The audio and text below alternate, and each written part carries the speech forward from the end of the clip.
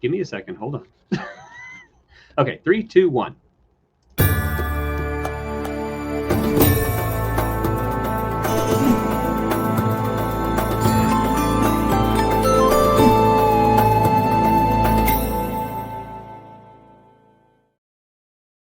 And welcome back, Air Acolytes, and it is time for another whiff of Breaking Wind, a Last Airbender podcast. I'm your host, Jason Roy Gaston, and the man to my side is my brother, my friend, I don't know what else you could call him, VHS Jace.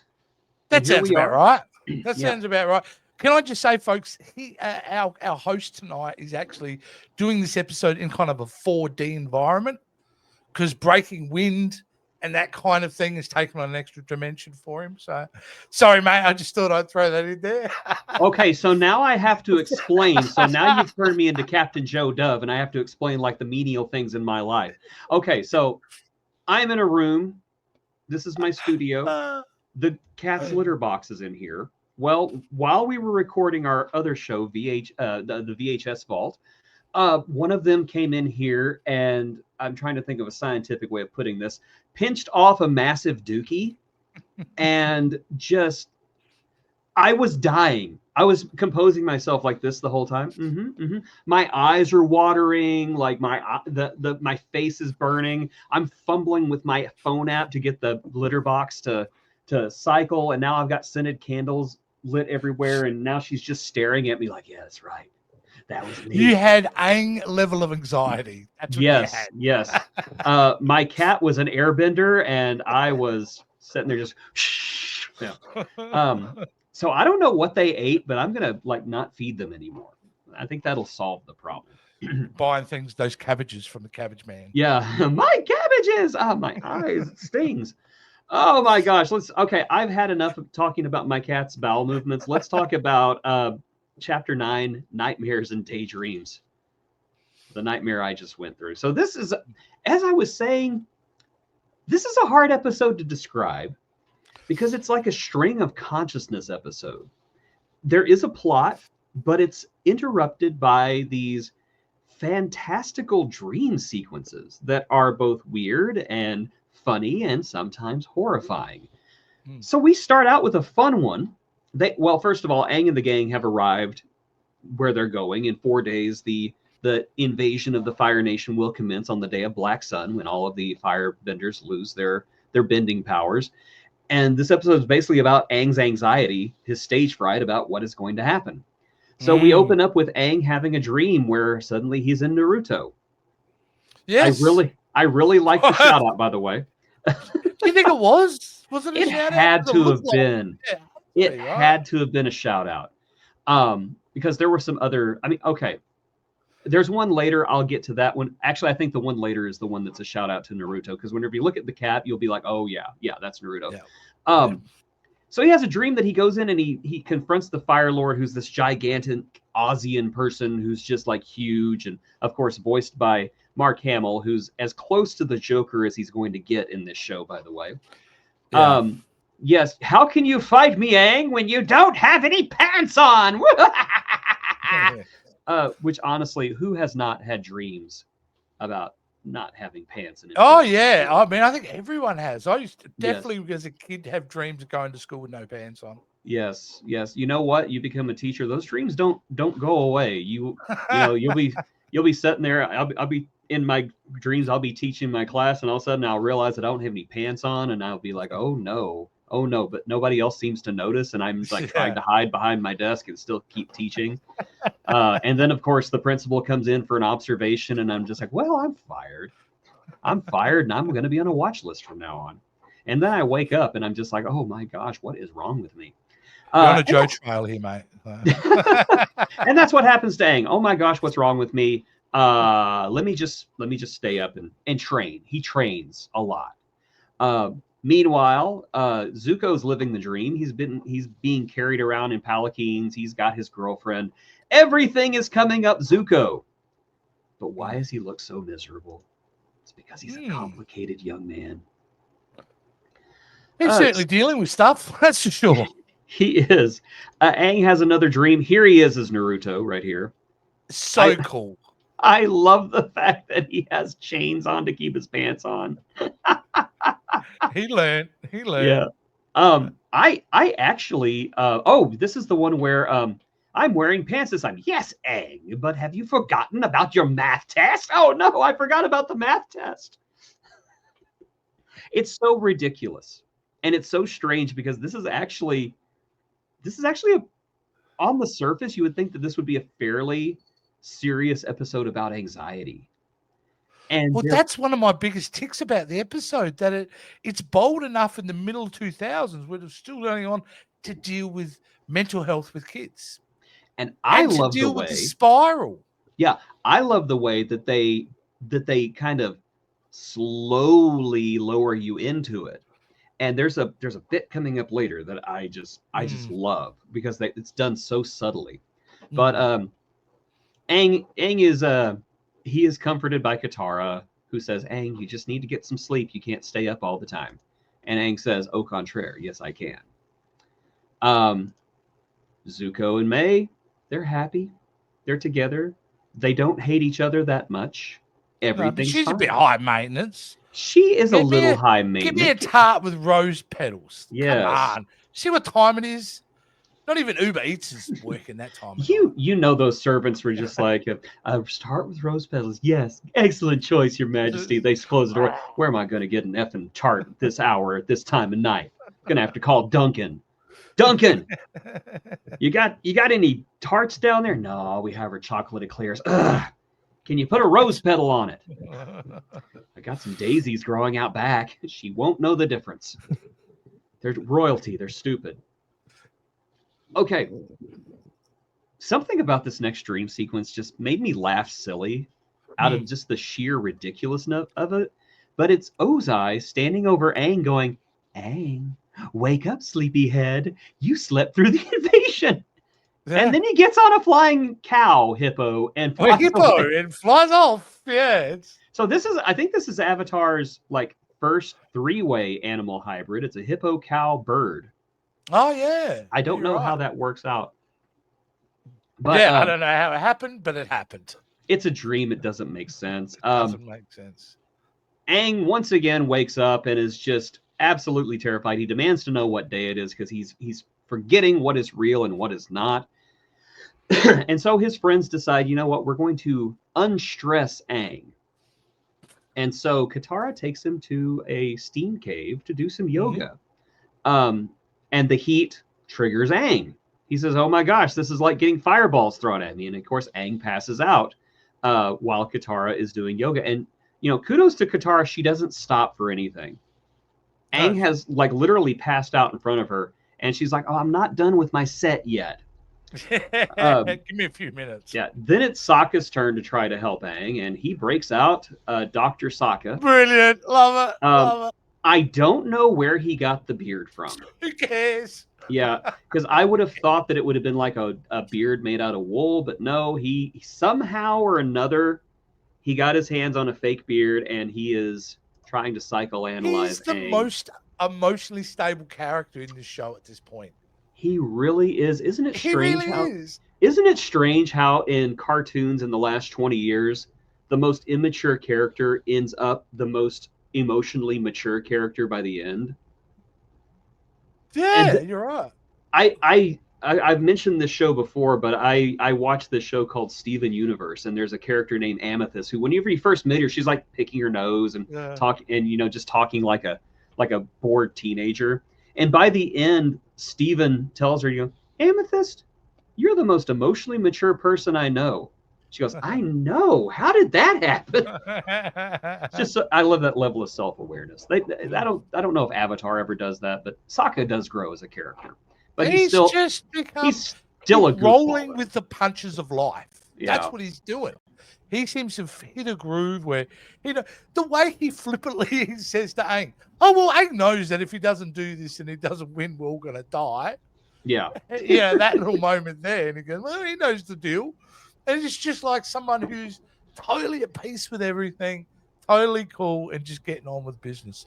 Yeah, he doesn't see He doesn't see anybody else having problems. And I think Yeah. if Sokka has a character flaw, it's that he sometimes lacks empathy when he needs not to. Now, he has the ability to feel empathy, but I honestly think that Sokka would be a little bit on the spectrum nowadays, Yeah. just to where he doesn't recognize the feelings of other people. I think he has empathy when it counts. Yes, he does. I would stand by that. That when there are times that he's needed to stay up or stand up or have to be emotionally mature in the moment, he comes to the occasion. Yeah, I agree. He's a little bit on that gauge somewhere. He's a little on the spectrum, and that's okay. Yeah, you know what? Some of my favorite people are on the spectrum, and I mean that in all sincerity. I really Absolutely. Usually the smartest people. Yeah, they really are, and the most gifted and artistically challenged. And yeah, sometimes they drive you crazy, but my gosh, they're just wonderful people. I hope you're not talking about me. Anyway, let's go on. No, thank God.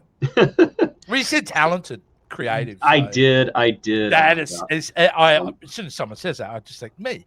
Oh my God, he knows. So anyway, during this conversation between May and Zuko learns that there's a war meeting, and he hasn't been invited to it. And so he goes to see his sister, who is getting her hair combed. This has shades of Coming to America to me, where the royal family is being like pampered so much that it's almost ridiculous. Who wants to be bathed? You know, things like, can I wash your feet, sir? Let's have the royal hairbrusher. Incidentally, how do you apply for that job? You say, yes, I once brushed the hair of the Pope, and I brushed the hair of the Prince of Tanzania. And yes, I have lots of royal hairbrushing experience. Look, watch this. Did not rip out a single hair. Isn't that amazing? She brings normalcy to it. Mm-hmm. So the absurd to us is just a matter-of-fact day for her. Yeah, and nothing special going on here for her. Again, we're kind of seeing this side of Azula we've never seen before. Just Azula that is not having to be extra all the time. That's right. She's not wearing the grumpy pants. Yeah, and she actually gives Zuko some good advice. You know what? You're the prince. Show up to the meeting. Show up to the meeting. Just do it. Quit whining and show up to the meeting. Yeah, it's a little bit Mr. Insecure again showing up, isn't it, for him? Yeah, which, you know, it's deserved. It is deserved. He's earned his insecurity, I think. Again, shows the maturity of the show that they don't just deal with it one episode and never deal with it again. His issues, his things that he's having to deal with are constantly being addressed throughout the show. Yes. Oh, brilliant. I agree. Toph tries to give Aang a back massage, which I am not remotely kidding right here. I think that if you were to put me on that thing, it would fix me. Really? Yeah, okay. It would I'm fix terrified of that. Everything wrong. I would hear cracks in places that I didn't think would crack, and I would get up and I would feel like I was 25 again. I'd do a backflip and go, yeah! And then for some reason I'd be a firebender. I don't know. Every time you see her use like her abilities, it's always so different and fresh. And it's always like I'm going, yep, never would have thought of that. Like you could do that with earth powers, but she is the master of it. She knows what she's doing. I love the simple geological idea that whenever she makes this bed, she makes them out of the type of rock formations you find on Giant's Causeway.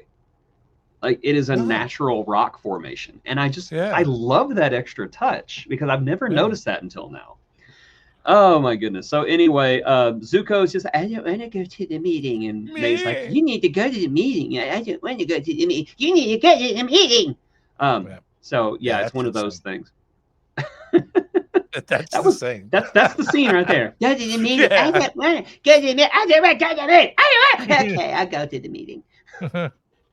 Aang has a absolutely terrifying dream now where you see just all kinds of horrible imagery. Up until now, the dreams have been kind of silly, but now he has a genuine nightmare. He sees Toph without eyes. He sees Sokka being pulled into a black liquid. He sees Katara burning, and it all ends with with everything on fire. Yeah, basically a nuclear bomb scene. Yeah. Like pretty horrific stuff. Or this room after my cat used the litter box. Yeah. No, that was pretty frightening. And I thought it was an interesting touch that, and I don't know what the psychology is behind it, but it was the elements that he's been training so hard Yes. to learn are the things that bring his friends and himself down. Yes. It's quite well, because he sees himself as the thing that's going to let everybody down, and he is the master of the elements, or will be. He hasn't even started firebending, which honestly, at this point, you're really procrastinating, Aang. Yeah. Really procrastinating. Well, doesn't Sokka have a point? Is he going to need fire? Will he be able to even use that ability on the invasion night? No. I don't know. Maybe not. I don't know. We'll just have to see what happens. And so Aang is really out of sorts at this point, so much to the point that he actually confesses his love to Katara. And they fooled me here, Jace. They got me here. I know, but it turns out that, oh no, my picture didn't upload. I had the picture of him going by himself. Oh, StreamYards. Awesome. That was the one I wanted. That's the great picture too. Yeah. But they fooled me. I thought that's what it.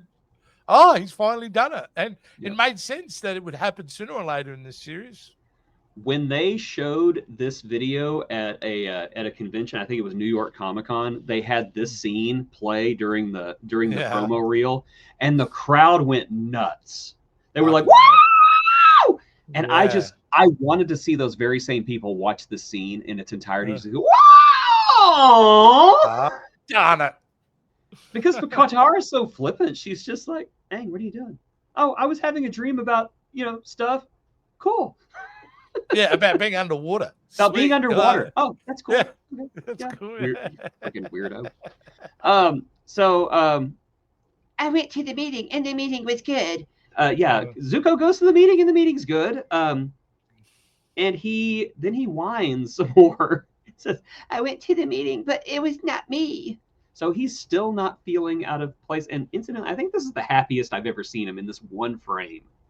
And it's so out of context. That's the moment of validation that he desperately needs constantly, is that, oh, Daddy wants me. Daddy wants me to come to the meeting. I'm important. Yeah. Okay, so this scene is legendary, so much so that I have some extra caps from it, because there's just so many great things. Aang starts hallucinating, and Momo can talk now. And Appa is now a samurai. I want them to talk. I would be happy just to have them talking all the time at this point. Because the way they animated, the way they spoke was amazing. And I'm going to tell you right now, if the live action series does not attempt this, they are cowards, and the show deserves to be canceled. I agree. I stand by that. This is non-negotiable. I want this scene in the live action series. I want it. So what's he saying? The guy with the legs, he's talking about some sort of chakras. The chakras. You remember the chakras about you have to open your chakras? Oh, right. That's why Aang can't currently get into the Avatar state, because his chakra is not aligned. No. Yeah. So what an incredible scene! It really is. Momo talking. And the way they animated his face when he was talking, and the fact when him and Appa, that moment when they start arguing, that they'd had enough of each other. I am eating this up like a delicious dessert. It's amazing. These two have not had enough of each other. You know that they love each other. My light just went out. Oh, there we go. My light randomly went out. That's weird. I blame Momo. So Zuko comes out of the meeting and tells Mai, "I don't feel like that's me anymore. I was at my dad's right-hand side, and it's not who I am anymore." Yeah. And our boy is having an epiphany and doesn't even know it yet. Oh. Yeah, it seemed like a crossroads moment. Yeah. It definitely does, but that's all I know. So I have no idea where this goes. And I will say, I'm at the point now where I'm 3/4 through it. I can honestly say to you, I don't know how this is going to end. I have no idea. I've zero idea where this is going to go in the last few episodes. And I'm thrilled that that's the case. See, I've always wanted to have a show on television where it's like Avatar level storytelling. And then in the last episode, like, they step in front of Ozai. Ozai, it's time for your rule to, and Ozai just goes whoosh and like vaporizes them. And then it just cuts to the credits. Just to see, because I want to see the reaction videos on YouTube. People lose their mind. Yeah, that's. I would make 7 seasons of a TV show just to troll the audience with the last episode. It kind of sounds like the last episode of Sopranos in some ways. Yeah, that's the reaction like they had. Something like that, except you've been trolled at the end. You just kind of go, what? Oh! No, I gotta admit, that was a good one. Thanks for wasting 7 years of my life. I don't think that's going to happen here. So Aang is slowly losing it, and Katara assures him, you know what? You just need to sleep. Go to sleep. And they build Aang this wonderful little bed so that he can sleep in. Incidentally, this taken out of context, this is a very disturbing cap, and I'm only just now realizing this. This just looks like a crime is about to be committed. Yeah, look, you know what's the creepiest? Is Toph's smile right now. Yes, she looks like the little girl from The Ring. I thought she looked out of that movie Smile. Oh yeah, Smile. Incidentally, I saw Smile too. No. Just no. That's my review. Just no. Yeah, no. But long story short, Aang gets a good night's sleep and has a dream where he fights the Fire Lord, only now the Fire Lord doesn't have any pants. Honey, Silly where's my pants? But works. It is a deceptively adept examination of anxiety, not only in Aang but also in Zuko. Because Aang is having he's having imposter syndrome right now, where he doesn't think that he's the one who's going to be able to do it. Zuko is actually feeling the imposter syndrome right now. It's like I'm here, I deserve it, I'm being given it, I'm being accepted, but I don't think that it's what I am anymore. Wow, I mean, that's interesting, because it's also you got the juxtaposition of how they are both handling it. Aang's very outwardly anxious, very animated about his anxiety, while Zuko just keeps it all in house, right? I'm about to burn everyone in this palace. Yeah, it's just he would bring a gun to a public place one day if he lived here. I'm just saying. But yeah, I thought this episode, you look at it and you're just like, wow, this episode is so immature and goofy, but I guess they needed like a silly episode before everything hits the fan next week. It is goofy and it is silly, but at the same time, it says something important. It does. I don't stand by that. Yes, outwardly, it's delivered in a very light way, but there is some important themes about the characters that are happening in this episode. So I think it's a perfect calm before the storm episode. It indeed is, and it is great. It does not deserve the reputation of being a stupid, silly episode. It's a stupid, silly, important. Is that episode. what the reputation of the episode is? I'm assuming. I don't really know. You see, whenever I really get into something, I kind of avoid the fan base because, no offense, guys, everybody watching this, but the fan base has a reputation of ruining things. Yeah. Well, that's why I didn't go anywhere near any fan base on any social media around this show. This is. Like, any information is polluting my experience. No thanks. All I can say is whenever Korra came out and was not perfect, everybody's like, this is the worst show ever. And it wasn't. It was actually pretty quality most of the time. Sometimes it wasn't. Sometimes it really was not quality, but more often than not, it was. We will get there in 2025, my friend. We will, yes. We will be joining the legend of Korra. And who knows, by the time we're done with that, maybe the second season of live action Avatar will be out, or Aang the Last Airbender will be out, or it will be out this time next year, I believe. So it sounds about right.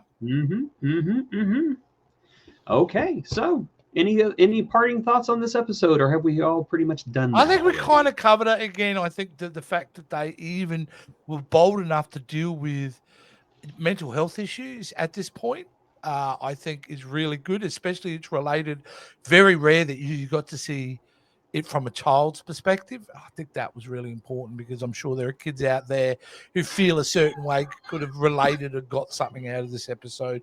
I think it's, I think it's, I definitely don't rate this in a negative in any way. It was very enjoyable, and it deserves to be loved just purely for the Momo upper scene alone. This is the reason why this episode rocks. That is amazing, and the voice choices, Jace. The actors they got to do the voice for Upper seems so perfect for him, so on brand. And then the same with Momo, the voice actor they got to do Momo. I would have been perfectly fine if they just decided to have Appa and Momo talk from that point on, and they just continue like nothing's weird about it. So I'm Again, just laughing, thinking the moment afterwards where he starts to talk to Aang starts to talk to Momo in Momo's language. Yeah. Yeah. And he's like laughing and agreeing with him. I'm like, this is great. So, ladies and gentlemen, if you would please be kind enough to check the video description below for a link to our Patreon. It is a way that you can support Jason, myself, and this silly, stupid thing that we do on this channel. You can give about $5 a month or more if you wish, or you can become a channel member by reaching out to our main page. We would love to have you here. You get episodes early, and you get all other kinds of perks. As a matter of fact, they have access to 3 episodes of the VHS Vault that have never premiered. They are definitely come from the vault too. Mm-hmm. That's what's so special about these episodes. Jason dug deep into the vault. He was there with his little hammer and thing, chipping away at around the vault. He got in there and he found these movies. That's right. Right underneath the shelf with the dead spider and the old stick of chewing gum. Yeah. But yeah, please join our Patreon. We would love you forever. Yes, we would. Okay. Are we done? We're done. So we'll see you next week with the Day of Black Sun. That seems happy. Oh, yes. Black hole sun, won't you come and wipe out the firebenders? Black hole sun, won't you come? Won't you come? Copyright strike!